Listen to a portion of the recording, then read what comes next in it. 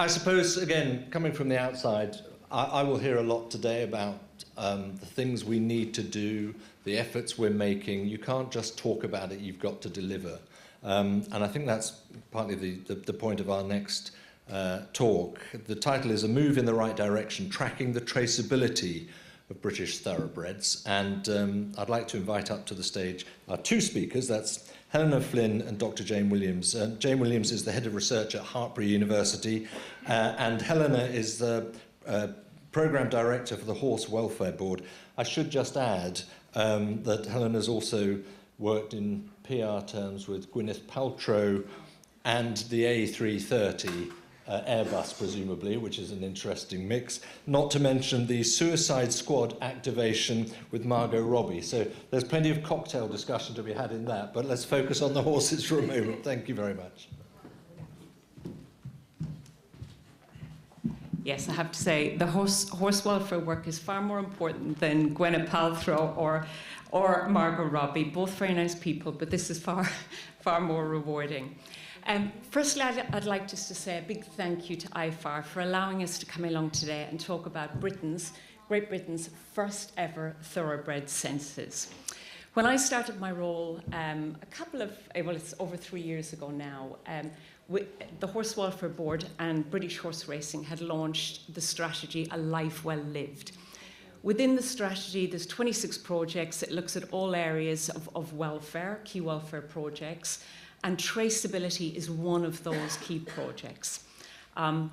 So what we did was, and we worked with teams, across the industry, but we constantly look at the life cycle of the thoroughbred, and that's what we did at the offset. And what became quite apparent was, when horses are within training, we've got really good data. We know where they are, we know what they're doing, so it makes life a little bit easier. When they leave training, that's when things get a little bit, getting that robust data is much more of a challenge. So working with some brilliant people across the industry, and I do need to call some of those out, there was a lot of them, but funded by the Racing Foundation, they've been amazing in funding our whole, our strategy along with the levy board, but also working in partnership with retraining of racehorses. They're obviously the lead aftercare provider for the British horse racing industry. Rowley and his team from World Horse Welfare were a fantastic support to us, and also Weatherby's has supported us along with all of this. Now, Jane's here beside me because Hartpury University were key partners with us in this journey as well. So what we wanted to make sure that whatever we did, it was credible, it was auditable, and that there was an independence to it. So we kicked off the census, the first ever thoroughbred census, and it showcases the industry's commitment to welfare for the British thoroughbred. The key reason why we did it was to close the gap in analysis and data. We knew at that point, about 35 to 40% of what was happening post horses leaving training. So we wanted to find out a lot more about kind of what was the careers they took, what was the pathways they took. We know these animals, we've seen it today, lots of examples of it. They're incredibly versatile. But the public, and Rowley touched on this beautifully, but the public expect us. They expect us as a sport to have an understanding around where these animals go. And within our strategy, A Life Well Lived, we want, it kind of does what it says in the label, we want horses to have a life well lived, not only when they're in training, but beyond their training career. And, other important areas is beyond the horse welfare is GB equine herd health. If an equine disease breaks out, we want to know where these animals are and be able to trace them, and obviously food security. So that was the kind of key reason we kicked off the census. Thank you, Jane. Again, Rowley's covered a lot of this, but a piece of work that British Horse Racing does, Great British Horse Racing does, is every year in February, we go out to members of the public and find out what are the areas that they're concerned about, what are the emotive areas. And it'll come as no surprise to you that continually aftercare, where these animals go, constantly is on there. And this is an example just of this year's one that was done in February. So in terms of the community, better care for horses after their career ends, 33%. And that's one of the things that would improve their perception of racing. The next thing, clarity on what happens to horses in retirement, 28%. So we know this is an emotive area for the public. So what did we actually aim to do when we started the census? We were really privileged to be part of this project, and we came into that with the goal to be able to improve traceability. So to estimate the numbers of thoroughbreds after their racing careers going into second careers, so that didn't include anything active in racing and anything in the breeding sector. We were aware, as Helena's already alluded to, that there was gaps in the quality of the data, so we wanted to build up that data picture as well. Alongside that, we were hoping to gain information and gain intelligence into what people did with the horses and to understand the thoroughbred communities in Britain a little bit more. And we felt there was a really key important opportunity within this work as well to utilise the communication strategy that we put in place to really raise the profile of the work that the Horse Welfare Board was doing, the importance of traceability, and how to hopefully work with people to educate them on the importance of being able to change a horse's passport into the name. So it very much involved around the reach, and we hope that by giving people that additional information, it would help to support positive decision making. So how do we actually go about it then? Well, we used an established methodology. We went to a census. Now, normally a census is a one-off, moment in time amount of analysis. But we decided, because this was a sector where actually engagement has been a little bit tricky in the past, that we wanted to keep it open for a longer period of time. So we engaged over 6 months. And we also wanted to give people the opportunity to engage in different ways. So we had an online survey, which we utilised, a hard copy. We also gave people the opportunity to contact us, and we could get back in touch with them if that was a way to facilitate their participation. We targeted all British all British thoroughbred horse owners and keepers, so anybody who had a horse which had come out of the racing sector. It had to be living and it had to be resident with them at that moment in time of the census. There was a 24-question survey which was utilised, and that covered details around the horse's passport, the current status of ownership, how long they'd owned the horse, why they owned that horse, and what they knew about the horse's history and what they were doing with it.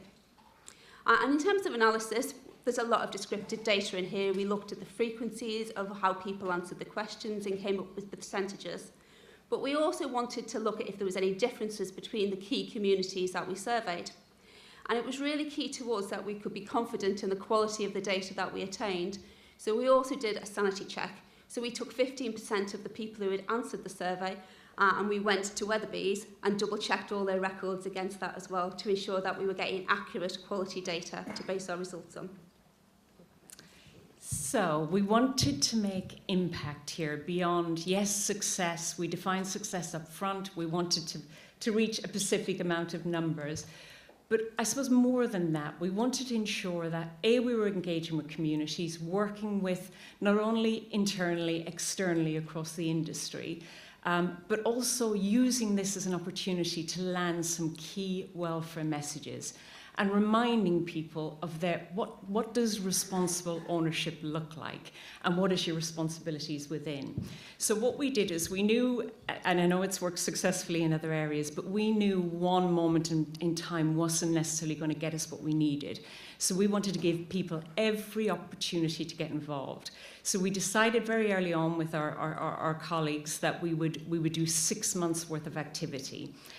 Again, we knew that one avenue or one line of communication wasn't going to be effective. So what we did is we took a targeted approach of multi-platforms. So that was traditional media, that was social, that was influencers. It was working with our stakeholder colleagues who were incredibly generous. So when they had events that was ongoing, they allowed us to gate crash those events and talk about what we were trying to achieve and trying to get more people involved. So as I said, it was 6 months worth of activity, lots of work done, and that's where we managed to engage most of our participants. One of the things that we did in here as well was, and it was very kindly donated by Weatherby's, is to get people to get involved, they gave us an amnesty of a month. Because one of the things that was coming through, that a barrier to participation was cost. And we weren't sure that that was the case. So we kind of wanted to dispel that myth. So we thought, well, let's put a month amnesty where people don't have to pay for passports, and let's see where we get to. So again, and Jane will go into this in a second about some of the details. So we kicked it off in June 2024, and it went on to December. So all of this activity. Oh, here's the important bit. So basically, we're just going to give you a little video. Hopefully this will work. Just a snapshot of the results.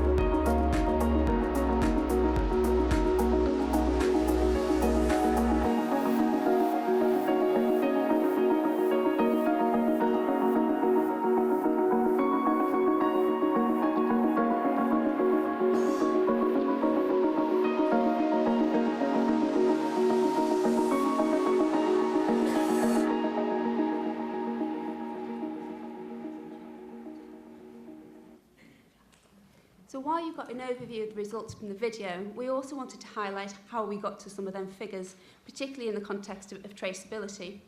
So one of the challenges in this area was that a lot of the data was estimated. First and foremost, this is still an estimate, but it's an informed estimate of where we are now. So from the over 8,000 people who completed the census, we had a much more accurate perception of what the average age of their thoroughbreds were. That enabled us to calculate the mean, so the average age for the UK thoroughbred. And that came out at 12 years. So also looking at data from retraining of racehorses, it's previously been estimated that approximately 2,800 thoroughbreds come out of racing into second careers on an annual basis. So by multiplying the 12-year lifespan of the average horse, plus the 2,800 that are coming out of racing in their second careers, then we can start to see that the former racehorse population is around 33,600 horses. We then started to look at how we could break down that population number into how many we could trace. So we had just over 8,250 in the census. We then went to retraining of racehorses and looked at the horses that were registered with them. And we went to all the equestrian bodies in the UK and said, how many thoroughbreds do you have? How can we start to build up them numbers? We then did a rather large data trawl, removing any duplicates and anything where we thought the same horse could be present on multiple databases, which left us with a number of horses which gave us an 80% estimate to be able to trace the current GB former racehorse population. And I think that's really important because it really closes the gap from where we started off with the project, and it gives us a very good line in the sand for how we can improve and increase that number further going forward in the future. What also came through the results is there was a general lack of understanding from current former racehorse owners and keepers about why traceability was important. And being able to do that education and engage with that and to understand some of the questions that people were asking and giving us in their feedback is really important moving forward as well. Yeah, and an extension of that, one of the things that worked incredibly well with this project was collaborating with the industry and the other equine disciplines. A key thing that came out of it was actually the need to do much more of that. We need to improve traceability across the industry, and I do think racing has the credibility, has the infrastructure to actually lead on this. And this will be something to discuss with you all at various points this evening. But I really think we can be a thought leader in this area. So looking ahead to kind of, or we're calling it year 3 of the Horse Welfare Board's strategy, this is a key area we'll be looking at, is joining hands with other equine disciplines, targeting the underrepresented when it comes to the census. So we know the specific industries, for very understandable reasons, they didn't get involved maybe is as much as they would like to, and we want to kind of remove those barriers to engagement. So collaboration will be really key moving forward. We will look to set up a liaison between DEFRA and work closely together to try and get better outcome for traceability. So one of the key areas which underpins traceability is the ability of people to engage and change the ownership registration of the horses once they change ownership. So a key part of what we were trying to find out was how many people did this and why they didn't do it. So we found across our census population that 90% of people were aware that they needed to change the horse into their own name when it came into their ownership. Slightly less people were aware that that needed to be notified to the stud book when a horse died. However, despite that, only 64% of the people within the census had actually done it.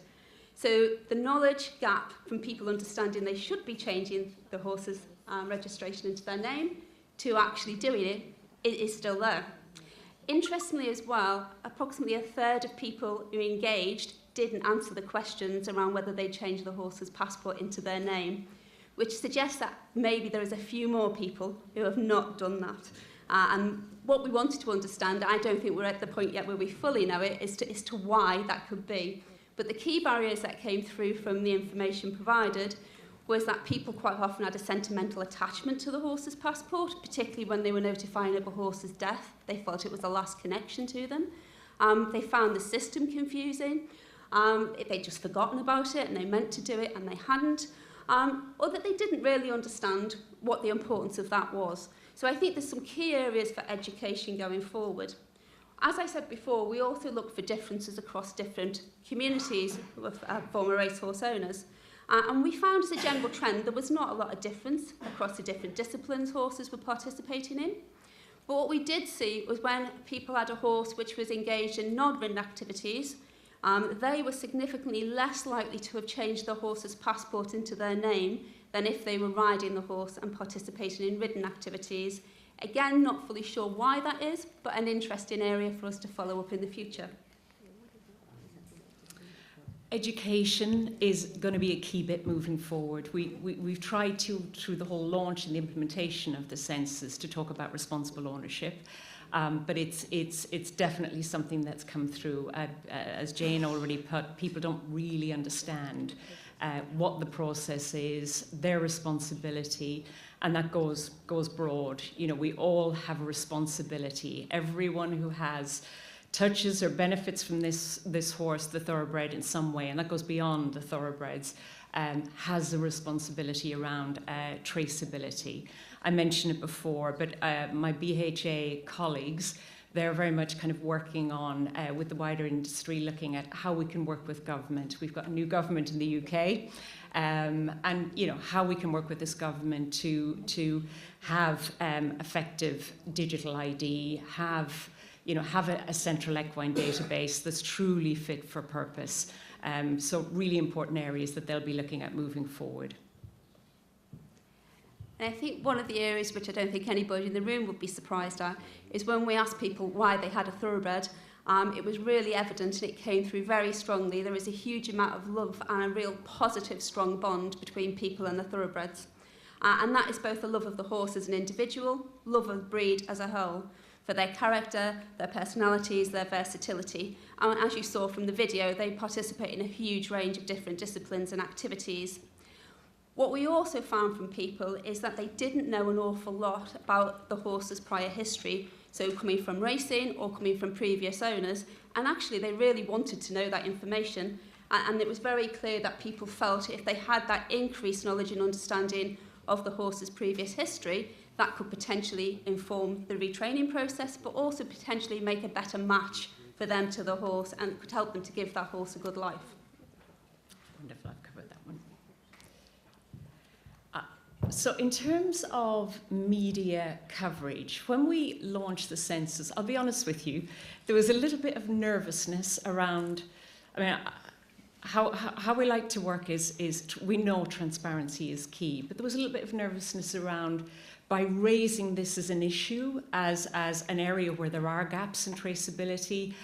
What would people's reaction to that? Is that going to make them ask more questions that we may or may not be able to answer? I have to say, I was kind of blown away with the media's response and the public's response.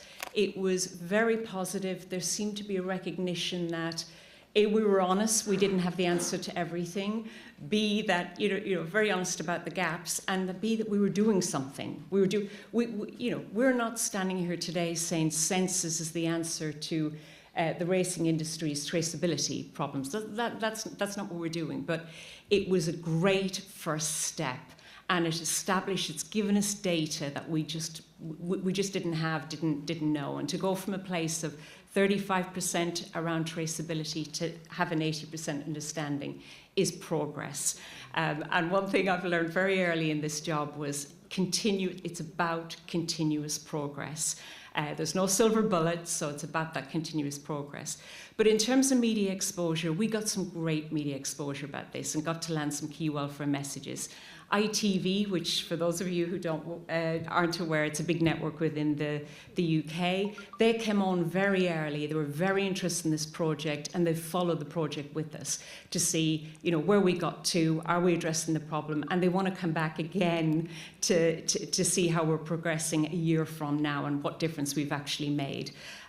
We had online, print, podcasts. I know with Michael Owen earlier, Gemma, his daughter, was fantastic with this and was very generous with her time and became ambassador and supported us with this project. So a fantastic result for minimal investment, but a fantastic outcome. Very important again for me too. I know I mentioned it earlier, I mentioned some key stakeholders that were partners. Beyond them, a big thank you to everybody, every industry or every company that's on this slide and charity. They were fantastic with their time, their resources, their platforms. So a big thank you to all of them. Without them, this was a wide industry effort, and I think it just shows when brilliant people put their minds together, fantastic stuff can be achieved. So our ambition is to work more and more closely with these stakeholders moving forward. And to close, just to say again, and I know I've said it, is we're not presenting census as the answer to everything, but it was a great first step. Now it's about thinking. It came out with some very clear recommendations, what we should do next. We're already working on those. Very thankful to the Racing Foundation. They've continued to support us into our year 3, and they've funded the recommendations of the census. They've funded the next steps on traceability. The team back in the UK with our industry stakeholders are already working on this. But I guess we wanted to use today to kind of call out to the room that we all have a collective responsibility. How can we join hands? How can we work together? We've the same challenges irrespective of the jurisdiction you sit in. So how can there's brilliant minds here, and we don't have the answers to all of this. How can we work together closer? So let's make racing thought leaders in this specific area. So a big thank you from us for listening to us and giving us the opportunity.